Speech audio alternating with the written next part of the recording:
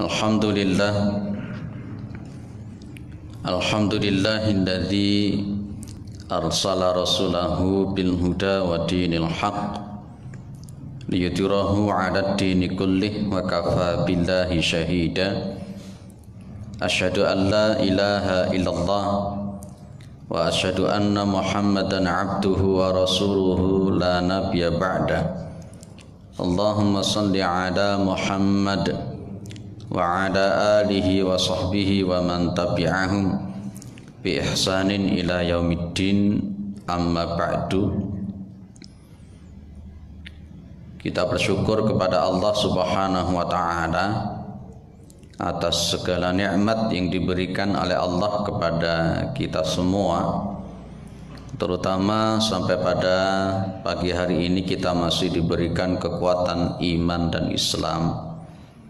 Kita masih diberikan kesehatan serta kesempatan sehingga kita masih bisa melaksanakan kewajiban kita salat subuh berjamaah, dan kita lanjutkan dengan mengkaji agama Allah Subhanahu wa ta'ala. Mudah-mudahan kesempatan yang semacam ini senantiasa diberikan oleh Allah kepada kita semua sampai nanti kita menghadap kepada Allah yang tentunya dalam posisi husnul khatimah.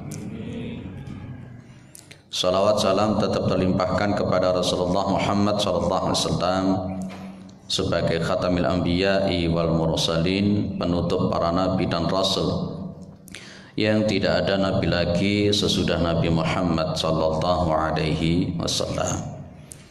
Para jamaah yang dimuliakan oleh Allah, kita ketemu kembali setelah sekian lama absen ya. Baik, para jamaah dimuliakan oleh Allah, para sahabat Rasulullah Muhammad SAW di dalam kehidupan beliau itu senantiasa mendahulukan amalan-amalan akhirat daripada amalan-amalan dunia.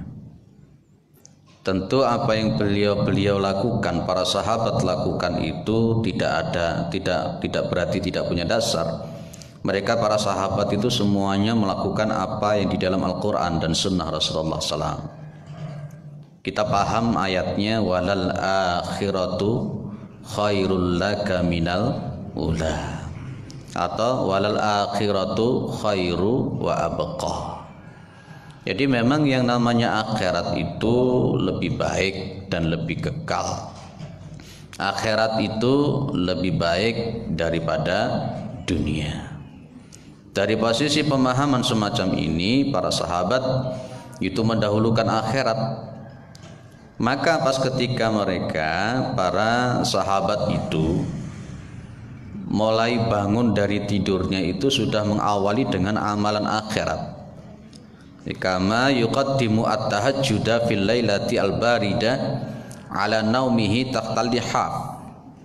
Seperti halnya mereka, para sahabat ini mendahulukan sholat tahajudnya di dalam malam-malam yang dingin daripada pada konteksnya ala naumihi tahtal lihaf.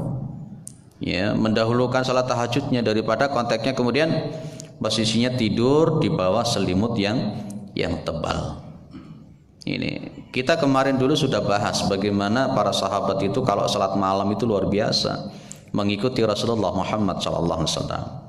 Nabi Muhammad itu lebih suka untuk lebih awal tidurnya. Beliau itu lebih tidak suka kalau setelah Isya kemudian bercakap-cakap sesuatu yang tidak manfaat. Ya, bercakap-cakap sesuatu yang tidak bermanfaat. Bukan berarti tidak boleh. Ya, setelah Isya itu beliau lebih cenderung untuk mempersiapkan diri untuk tidur, dan nanti jam 2 sepertiga malam yang akhir katakanlah begitu, beliau akan bangun untuk melakukan sholat tahajud. Sebelum melakukan apapun aktivitas duniawi, Rasulullah dan para sahabat itu mengawali kehidupan hari itu dengan melakukan amalan akhirat, yakni sholat tahajud. Makanya nanti kemudian di dalam Al-Quran ada kalimat wa qalilam ma yahja'un. Jadi Rasulullah, para sahabat itu kalau malam hari memang tidurnya kan sedikit. Beda dengan kita memang. Ya, kita sama Rasulullah itu bedanya sedikit sekali. Ya, baik kalau Rasulullah itu sedikit tidurnya. Kalau Rasulullah itu tidurnya sedikit. Kalau kita sedikit-sedikit tidur, sedikit-sedikit tidur. Bedanya di situ. Baik. Kemudian Rasulullah SAW mengatakan begini ya. Man kanatil akhiratu hammahu ja'alallahu ghinahu fi qalbi wa jama'a lahu syamlahu wa atatsu ad-dunya wa hiya raghibah. Barang siapa yang akhirat itu menjadi tujuan, menjadi cita-citanya, menjadi angan-angannya. Jadi dalam kehidupan dia itu seseorang ini orientasi hidupnya itu dunia atau akhirat kan begitu. Orang yang kemudian kehidupannya itu orientasinya itu selalu akhirat, ya, hammahu al-akhirah itu ya. Maka apa? Ja'alallahu ghinahu fi qalbi. Maka Allah Subhanahu wa taala akan menjadikan kekayaan di dalam hatinya. Pada dasarnya itu Rasulullah Muhammad SAW itu menekankan bahwa kekayaan itu bukan dari ankathratil qard, bukan ankathratil aradi, bukan dalam konteks itu. Orang seringkali memahami bahwa kekayaan itu terletak pada materi yang bisa kita lihat ini. Betul kan? Tapi sebenarnya kata Rasulullah Muhammad SAW, kekayaan yang hakiki itu ada yang disebut dengan ghinal qalbi. Maka konteksnya di sini adalah ja'alallahu ghinahu fi qalbi. Orang itu ketika Allah sudah menjadikan hatinya itu selalu kaya, maka dia akan senantiasa qanaah, senantiasa bersyukur. Beda dengan orang itu meskipun hartanya banyak, melimpah, tapi kalau Allah Subhanahu wa taala tidak menjadikan hatinya itu kaya, maka yang terjadi tidak akan pernah puas, tidak akan pernah bersyukur, selalu kurang. Dan ini yang dikatakan oleh Nabi, andai kata dia itu punya emas sebesar bukit Uhud, maka dia akan pingin lagi mendapatkan yang satunya lagi. Itu tidak akan pernah bersyukur. Maka yang terpokok, yang terpenting kata Nabi memang kekayaan itu di dalam hati. Itu namanya ghinal qalbi. Itu yang paling ada. Ya, sehingga orang-orang semacam itu hidupnya itu apa? Kalau dalam bahasa orang Jawa itu bebas pikirannya itu. Ya, legowo, qanaah, senantiasa bersyukur. Yang terpenting adalah keberkahan. Kalau ada orang itu di dalam hidupnya itu orientasi hidupnya adalah akhirat, maka Allah akan menjadikan kekayaan di dalam hatinya. Kemudian apa lagi? Wa jama'a lahu syamlahu. Syamlahu, syamlun itu artinya perkara-perkara, urusan-urusan duniawi. Maka ja'ala lahu wa jama'a lahu syamlahu, maka Allah akan mengumpulkan semua perkara-perkaranya. Apa artinya? Allah itu senantiasa akan menolong. Allah itu akan senantiasa menolong keruwetan-keruwetan duniawinya. Dia akan mempermudah urusan-urusan dunianya. Allah akan mengangkat kesulitan-kesulitan kehidupannya. Itu kalau dalam bahasa surat At-Talaq, wa may yattaqillaha faj'al lahu makhrajan wa yarzuqhu min haitsu la yahtasib. Itu barang siapa yang bertakwa kepada Allah, orang yang bertakwa itu diantaranya adalah orientasi hidupnya ya akhirat. Inna salati wa nusuki wa mahyaya wa mamati lillahi rabbil alamin. Itu jadi sesungguhnya salatku, ibadahku, hidupku, matiku itu adalah lillahi rabbil alamin. Inilah orientasi akhirat. Sehingga boleh dikatakan orang muslim itu setiap detik yang ada pada dirinya itu diniati ibadah. Jangan sampai pada posisinya mempersempit mana ibadah, karena konteksnya ibadah itu ada yang ibadah mahdoh, ada yang ibadah ghairu mahdoh. Kita kerja itu juga ibadah dengan niatan karena Allah tentunya kan. Kita duduk di sini ngaji ibadah, kita ngajar ibadah dan seterusnya dan seterusnya. Allah akan mengumpulkan, Allah akan memudahkan kesulitan-kesulitan, akan mengangkat kesulitan-kesulitannya kalau seseorang itu niatnya senantiasa akhirat karena Allah Subhanahu wa taala. Kalau dalam bahasa ayat yang lain, wa may yattaqillaha faj'alahu min amrihi yusra. Barang siapa yang bertakwa kepada Allah, maka Allah akan menjadikan urusannya itu jadi mudah. Kalau tadi itu makhraja, wa may yattaqillaha faj'alahu makhraja wa yarzuqhu min haitsu la yahtasib. Barang siapa bertakwa kepada Allah Subhanahu wa taala, maka Allah akan menjadikan jalan keluar dari setiap kesulitan. Wa yarzuqhu min haitsu la yahtasib. Dan Allah akan memberikan rezeki yang tidak disangka-sangka. Dan namanya rezeki itu bisa berupa anwal dan bisa berupa anfus. Ya, ini yang perlu kita garis bawah. Tidak hanya rezeki itu berupa amwal, berupa harta, tapi juga berupa anfus yang berkenaan dengan diri kita ini loh. Mungkin oleh Allah diberi kesehatan terus. Ada wabah COVID semacam ini, imun kita ditingkatkan oleh Allah, sehat terus dan seterusnya. Itu kan termasuk rezekinya Allah Subhanahu wa taala. Mungkin pas ketika kita punya tanggungan anak-anak sekolah, ternyata anak-anak kita dapat beasiswa loh. Itu kan termasuk diantara rezekinya Allah Subhanahu wa taala. Itu akan bisa kita dapat dengan konteksnya kita senantiasa cita-cita hidup kita, orientasi kita adalah akhirat. Kemudian apa lagi? Wa atathu ad-dunya wa hiya raghimatun. Dunia itu akan mengikuti dia. Dunia itu akan mendatangi dia. Sedangkan dunia itu dalam posisi raghimatun, ditundukkan oleh Allah Subhanahu wa taala. Kalau kita menanam padi, maka rumput itu akan ikut tumbuh. Tapi kalau kita menanam rumput, maka jangan harap padi akan ikut tumbuh. Itulah. Kalau kita memang orientasi kita senantiasa akhirat, amalan kita senantiasa akhirat, niat kita senantiasa akhirat, maka dunia akan mengikuti kita. Insya Allah. Ini janjinya Rasulullah. Enggak mungkin Rasulullah itu ingkar janjinya. Karena konteksnya salah satu sifat wajibnya Rasul itu adalah siddiq. Ya, ada sidik itu jujur. Rasulullah tidak akan pernah berbohong. Ketika Rasulullah mengatakan wa atathu ad-dunya wa hiya raghimatun, itu benar. Ya. Baik. Kalau sebaliknya, wa man kanatid dunya akbar hammihi, dan barang siapa yang dunia itu menjadi akbar hammihi, mayoritas menjadi cita-citanya, dunia itu menjadi ukuran hidupnya. Pokoknya yang ada di otaknya itu cuman duit, dunia itu. Semuanya orientasinya cuma dunia. Maka apa? Allah akan menjadikan ja'alallahu faqrahu baina ainaihi. Allah itu akan menjadikan kefakiran di antara kedua matanya. Tadi sudah saya katakan, Rasulullah itu sudah menekankan kekayaan yang hakiki itu adalah kekayaan yang ada di dalam hati kita, senantiasa berqanaah, senantiasa bersyukur.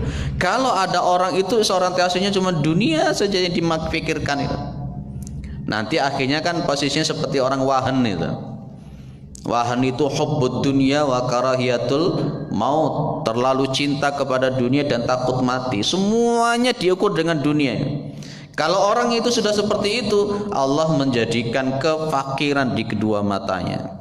Maksudnya gimana? Orang yang model begini tidak akan pernah bersyukur, selalu kurang saja, tidak akan pernah puas dengan apa yang dia raih, sehingga akhirnya kemudian dia terus mengejar dunia sampai melupakan akhiratnya.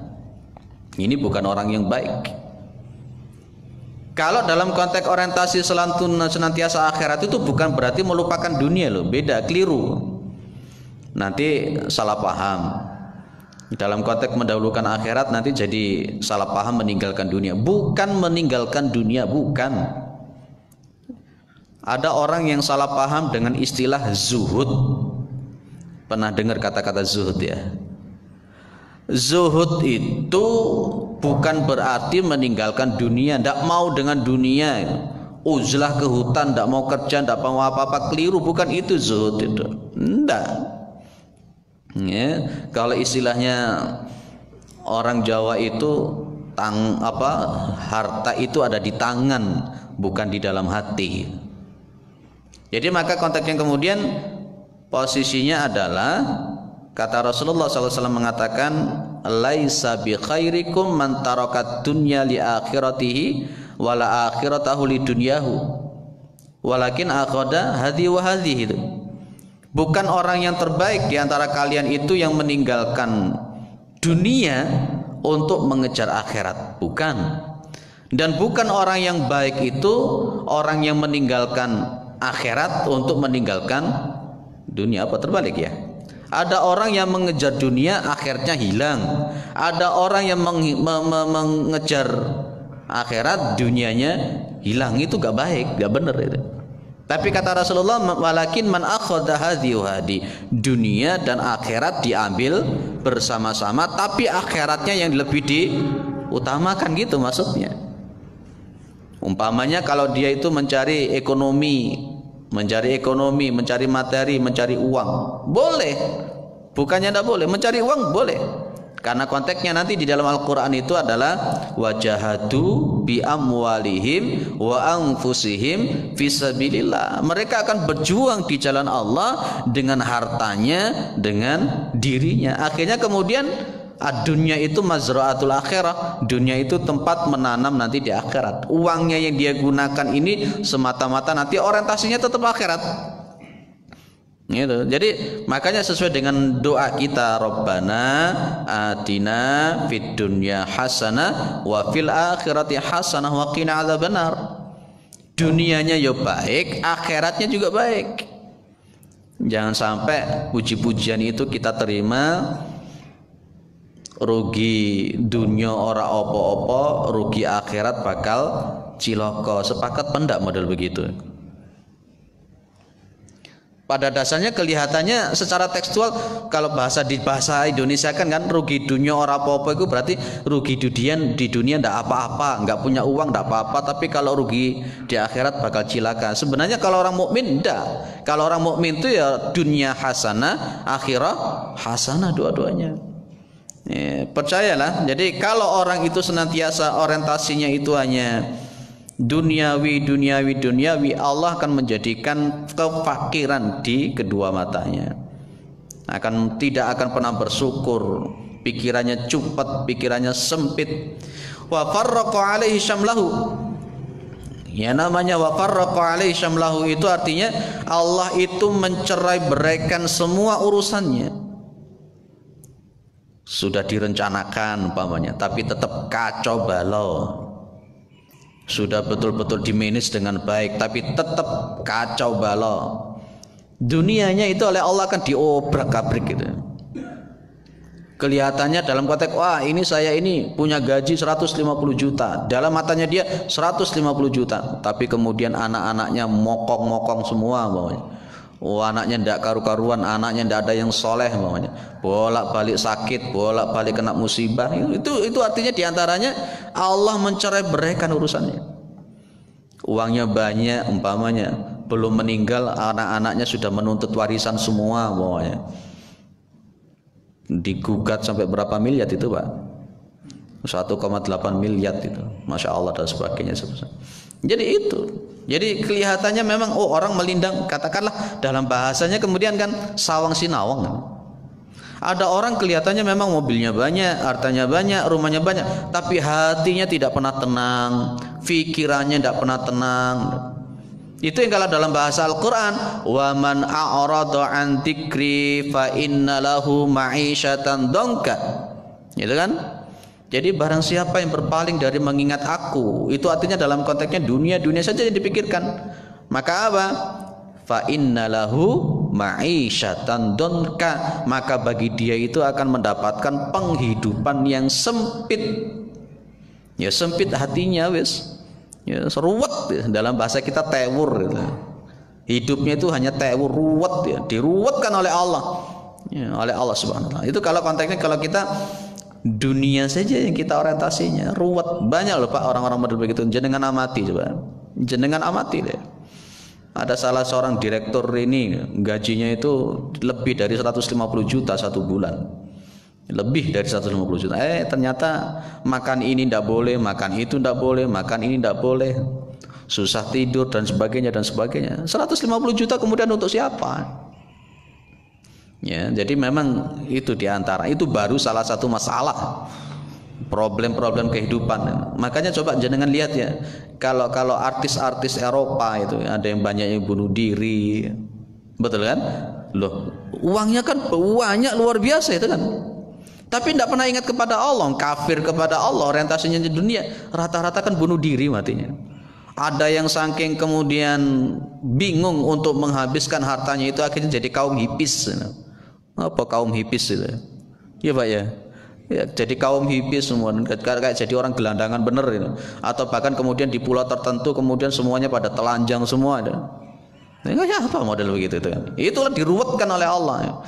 Diruwetkan oleh Allah Subhanahu wa taala. Kalau kita ingin urusan kita dipermudah oleh Allah, diatur oleh Allah, dimanage oleh Allah, akhirat itu harus diutamakan. Akhirat harus diutamakan. Kemudian walam ya'tihi minad dunya illa ma kutiba lahu, dan tidaklah dunia itu datang dia, tidaklah dunia itu mendatangi dia kecuali apa yang sudah ditakdirkan, yang dicatat untuk dia. Ya dapatnya ya yang sudah, yang dia usahakan itu. Kalau tadi itu akhirat, maka dunia itu akan mengikuti kan gitu. Nah, kalau dalam konteks hadis ini kita milih yang mana kira-kira sekarang? Perkara yang sepele saja, perkara yang sepele saja. Kita nonton televisi, nonton ATV, ANTV, umpamanya begitu ya. Tontonannya bagus, azan berkumandang, rumah kita dekat dengan masjid. Yang kita dahulukan mana? Loh, itu masalah yang kecil itu. Wah Pak, tontonannya bagus, itu siarannya bagus, saya tak nonton televisi dulu lah. Ini kan termasuk salah satunya saja. Atau mungkin kita setiap hari bangun, kita mendahulukan tahajud atau tidak? Kita mendahulukan salat subuh. Kalau umpamanya mungkin tahajudnya lewat, setidak-tidaknya subuh itu jangan kelewatan ya. Suatu saat Nabi Muhammad SAW itu sedang imam, setelah imam beliau itu menghadap ke makmum. Kebiasaan Rasulullah itu kalau habis ngimami menghadap ke makmum. Ada seseorang yang tidak salat subuh. Nabi tanya, "Aina rajul?" Di mana ini laki-laki ini? Para sahabat cerita, ini kesiangan ya Rasulullah, begini. Kata Nabi apa? Langsung beliau mengatakan, ya dzalikar rajulu bala asyaitanu ala udhunihi. Laki-laki itu telinganya sedang dikencingi setan. Itu kalau orang yang suka kesiangan salat subuh, berarti telinganya itu penuh dengan air kencing. Loh Pak, nggak kelihatan? Loh, itulah rahman dan rahimnya Allah itu. Rahman dan rahimnya Allah itu. Justru karena maha kasih sayangnya Allah itu, jadi air kencingnya itu nggak kelihatan. Coba kalau dilihatkan oleh Allah ya. Dalam satu minggu itu penuh itu yang namanya telinga kita penuh dengan air kencing ini. Kalau masih yang sudah sepuh-sepuh ini biasanya sudah terbiasa. Yang muda-muda terutama ini. Ya memang ya biasa sajalah. Kalau untuk orang yang sudah sepuh itu rajin sholat, rajin ke masjid itu udah biasa karena mendekati kubur. Yang luar biasa itu kalau masih muda, itu pemuda rajin ke masjid, itu luar biasa. Itu luar biasa. Ya. Jadi para jamaah dimuliakan oleh Allah. Kalau nanti jenengan lihat di Adabun Islamiyah, salah satu kitab Adabun Islamiyah yang saya kaji di Manarul Islam itu memang luar biasa. Kalau ada seorang laki-laki, ya, rahimallahu rajulan, Allah itu memberikan rahmat kepada seorang laki-laki. Ketika idza qama fil lail, ketika dia salat malam, itu dia membangunkan istrinya. Pas ketika istrinya itu fa in abad nadha wajhaha bil ma'i. Ketika dia sudah salat kemudian dia membangunkan istrinya kemudian ternyata tidak bangun, maka dia akan mengambil air, dia percikan air itu ke muka istrinya.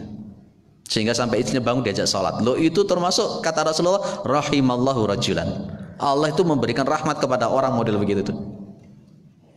Ibu-ibu kalau malam dibangunkan bapak-bapak apa enggak? Dibangunkan suaminya atau tidak? Enggak ya.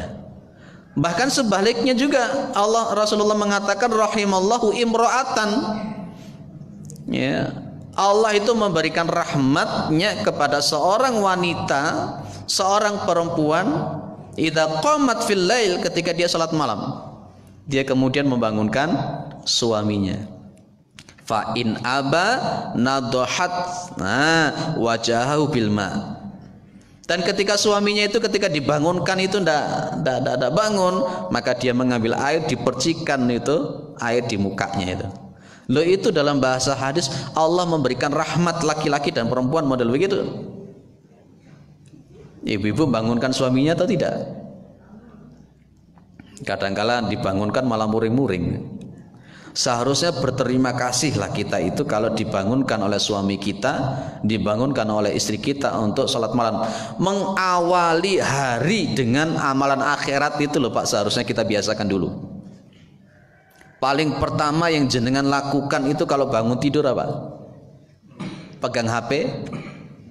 Kebiasaan pegang HP, lihat WA dan sebagainya. Jangan pegang HP dulu lah. Begitu bangun tidur, kalau memang bangun tidur sepertiga malam yang akhir, gak usah pegang HP apa-apa. Pak, alarmnya yang bunyi mematikan alarman saja, monggo lah gitu. Bangun, ambil air, karena konteksnya kan setan itu mengikat tengkuknya manusia itu 3 kali ikatan. Ya, thalatha uqadin ala qafiyati ra'sil. Jadi kalau ada orang berangkat tidur itu, pas ketika ada malam tidur itu setan itu mengikat tengkuknya itu 3 kali ikatan. Kalau dia bangun berdoa, lepas 1 ikatan. Kalau dia wudhu, lepas 2 ikatan. Kalau dia salat, lepas 3 kali ikatan.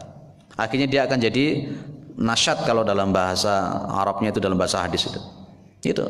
Biasakan mengawali tidur itu dengan amalan akhirat. Kalau tahajudnya bebas ya salat jamaah ini, karena memang salat tahajud itu adalah salat yang paling berat untuk orang-orang munafik. Nah, kita menintrospeksi diri kita ini termasuk orientasi akhirat ataukah orientasi dunia? Dunia itu nomor berapa? Nomor berapa Pak? Nomor 2 atau nomor 12? Yang paling utama nomor pertama itu adalah akhirat. Sekali lagi jangan salah paham, bukan berarti meninggalkan dunia. Tapi kalau dikatakan Pak, boleh nggak disebut dengan menduakan dunia? Boleh, karena nomor pertama adalah akhirat. Baik. Nanti konteksnya begini, kalau di dalam Al-Quran itu di dalam surat Al-Isra ayat 18 ayat 19. Man kana yuridul ajilah. Barang siapa yang hidupnya itu orientasinya hanya menghendaki dunia, ajalna lahu fiha. Ajalna itu, ajala itu mempercepat. Artinya menurut para ulama tafsir, ajalna lahu fiha artinya ya diberikan. Ya diberikan. Orang itu niatnya pengen dapat dunia, ya diberi oleh Allah, diberi. Allah itu Rahman Rahim. Apa bedanya Rahman sama Rahim? Ada? Apa bedanya Rahman sama Rahim?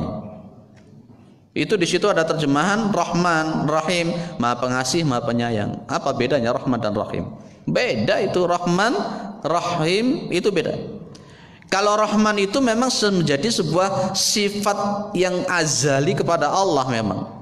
Allah itu memang pada konteksnya sifatnya adalah Maha Pengasih, sehingga Allah itu kalau ngasih orang tidak akan pilih-pilih. Orang tidak pernah sholat pun juga dikasih oleh Allah. Orang yang kepet-kepet tidak pernah percaya Tuhan itu juga kadang-kala juga kaya-kaya kadang. Itu dalam konteksnya man yuridu al-ajila ajalna lahu fiha. Barang siapa yang menginginkan dunia sudah dikasih oleh Allah. Allah itu Maha Pengasih kok, dikasih. Kalau bedanya kalau Rahim itu adalah pemberian Allah Subhanahu wa taala yang khusus nanti untuk orang mukmin di akhirat. Itu salah satu ada yang membedakan seperti itu. Ya, Ada juga yang konteksnya Rahman itu menjadi sifat azalinya Allah. Kalau Rahim itu adalah konteks perbuatan Allah untuk memberikan nikmat-nikmat kepada manusia. Ada yang mengatakan seperti itu. Jadi konteksnya Allah itu Rahman dan Rahim. Memang kalau ada orang itu menghendaki dunia, sungguh-sungguh mengejar duniawinya, ya memang Allah kasih. Allah kasih. Maka kadangkala antara orang Islam dengan orang kafir, kadangkala dunianya lebih banyak orang kafir. Dia sungguh-sungguh nyari, itu rahmannya Allah, ya sudah dikasih. Karena konteksnya innallaha la yughayyiru ma biqaumin hatta yughayyiru ma bi anfusihim. Allah itu tidak akan merubah suatu kaum sebelum dirinya itu merubah dirinya sendiri. Allah sudah ngasih masyiah. Bukan ma'isyah ya, masyiah. Yang shinnya yang didulukan. Allah itu memberikan pilihan, Allah memberikan kekuatan manusia untuk memilih, untuk berusaha. Kalau memang manusia itu mau berusaha, sudah insya Allah akan dikasih oleh Allah. Ini buktinya.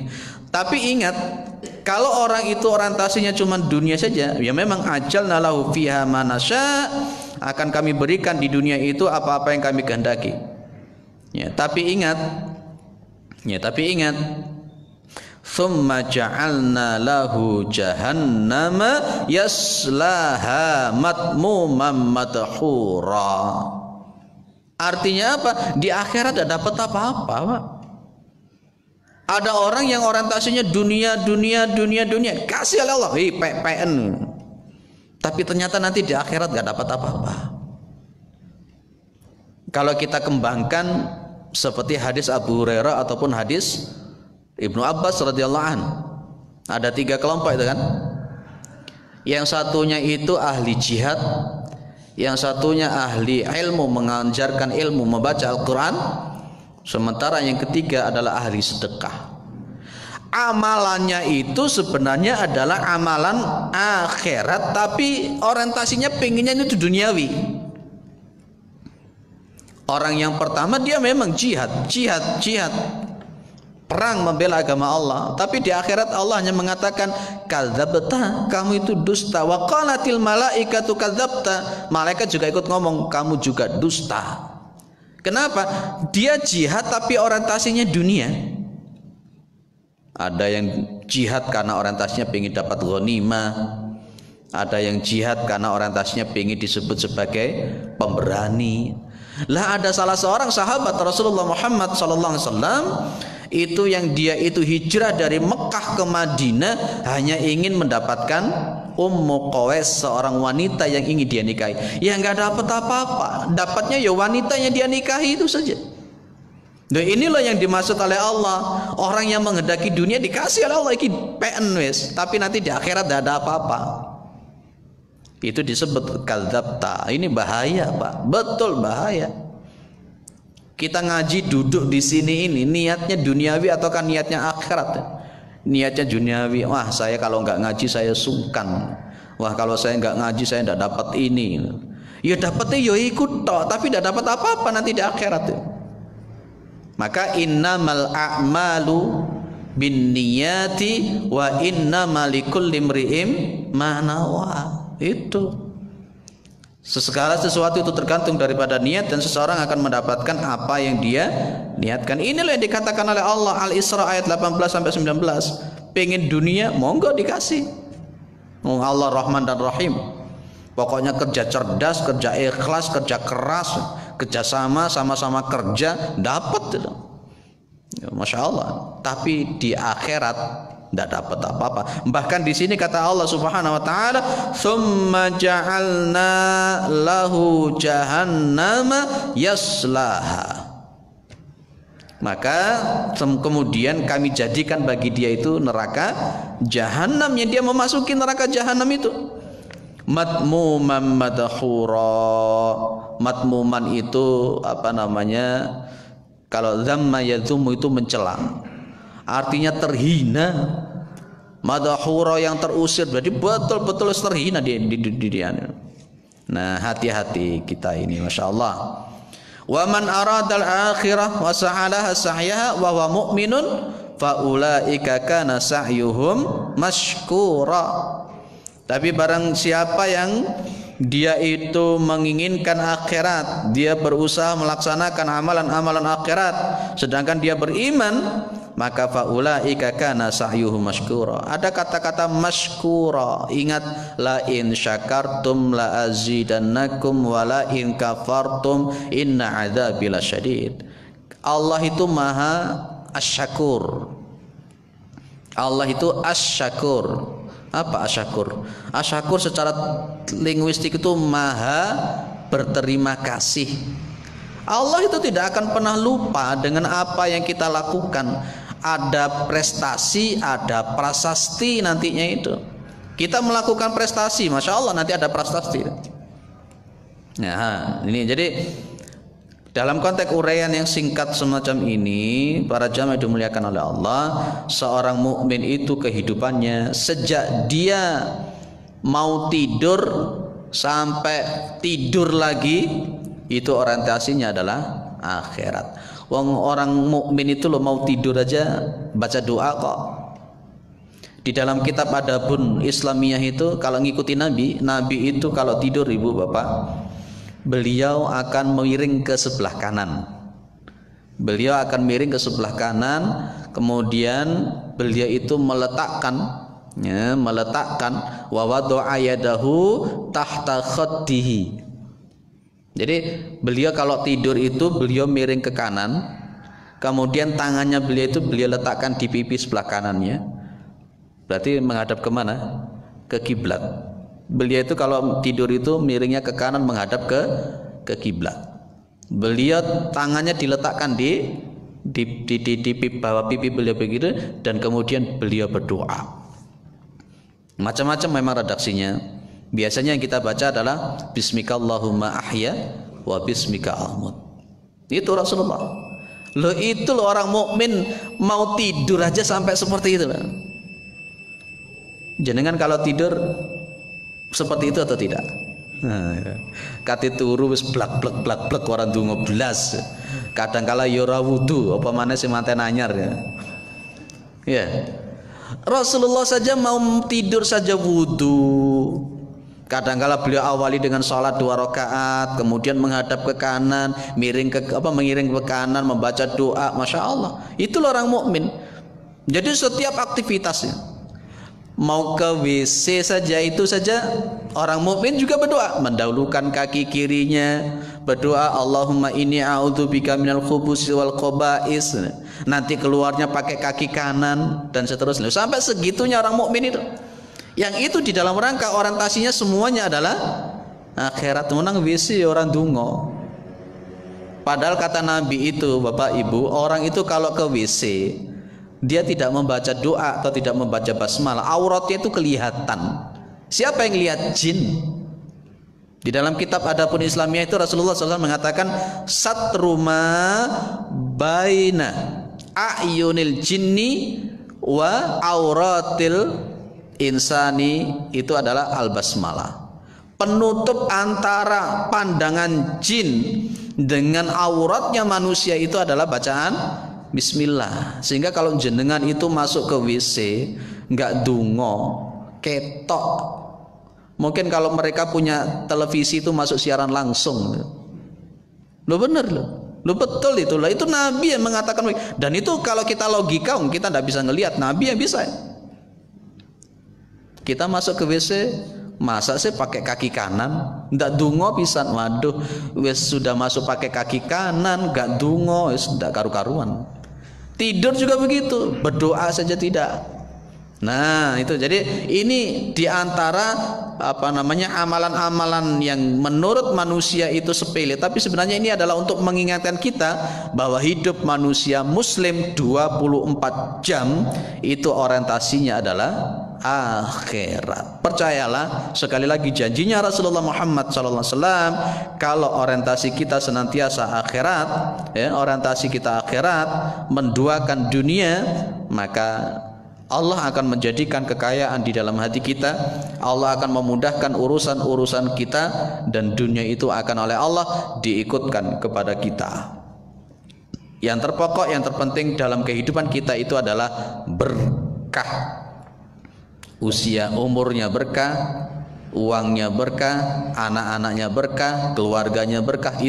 Itu bisa kita raih dengan niatan yang senantiasa berorientasi kepada akhirat. Insya Allah kita termasuk orang semacam itu. Ada diskusi atau tidak? Kalau tidak ada saya tutup. Monggo.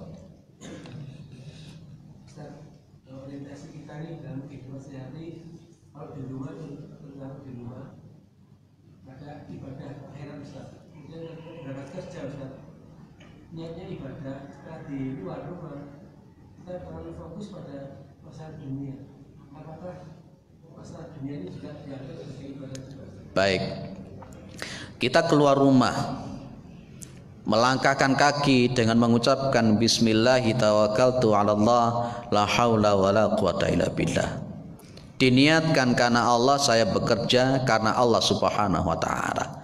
Ternyata kemudian di tengah jalan kita betul-betul fokus dengan pekerjaan itu tetap dianggap sebagai niat kita sejak awal adalah akhirat. Tetap kita kembalikan saja dalam hati kita bahwa kita memang niatnya adalah akhirat sejak awal. Gitu. Karena memang Rasulullah sudah mengajarkan yang namanya bekerja itu faida faraghta fansab. Kata-kata fansab, bersungguh-sungguhlah. Jadi meskipun dalam konteksnya pemahamannya bisa bersungguh-sungguh untuk melakukan pekerjaan yang lain. Faida faraghta, ketika kamu sudah selesai dalam konteks suatu urusan, fansab, maka bersungguh-sungguhlah dalam konteksnya urusan yang lain. Artinya kemudian kalau dalam bahasa kita, kalau kerja itu ada kerja ikhlas karena Allah Subhanahu wa taala, kerja cerdas, kemudian yang ketiga kerja keras. Kalau hubungannya dengan musyarakah, maka nanti ada kerjasama dan sama-sama kerja. Minimal 3 ini dalam konteks kalau kita bekerja secara personal. Kerja ikhlas, kerja cerdas, kerja keras. Semuanya kita karena Allah Subhanahu wa taala. Tetap dalam posisinya, makanya laksanakan sunnah-sunnahnya Nabi, tuntunan-tuntunan Nabi. Kan ketika kita mau keluar dari rumah itu kan sudah ada doanya, sudah ada tuntunannya itu kan. Ya, keluar rumah ada doanya, masuk rumah ada doanya kan, begitu semuanya. Ya, seperti itu. Ada yang lain? Cukup? Alhamdulillah. Mudah-mudahan kita adalah orang-orang yang istiqamah dalam orientasi akhirat. Mudah-mudahan kita adalah orang-orang yang husnul khatimah. Mudah-mudahan kita ini adalah orang-orang yang dimasukkan dalam surganya Allah Subhanahu wa taala. Mudah-mudahan anak-anak kita, keturunan-keturunan kita adalah anak-anak yang saleh dan salihah. Mudah-mudahan keluarga kita adalah keluarga yang sakinah, mawaddah, warahmah. Dan mudah-mudahan negara kita ini adalah negara yang baldatun thayyibatun wa rabbun ghafur. Wabah ini segera diangkat oleh Allah Subhanahu wa taala. Subhanakallahumma wa bihamdika asyhadu an la ilaha illa anta astaghfiruka wa atubu ilaik. Assalamualaikum warahmatullahi wabarakatuh.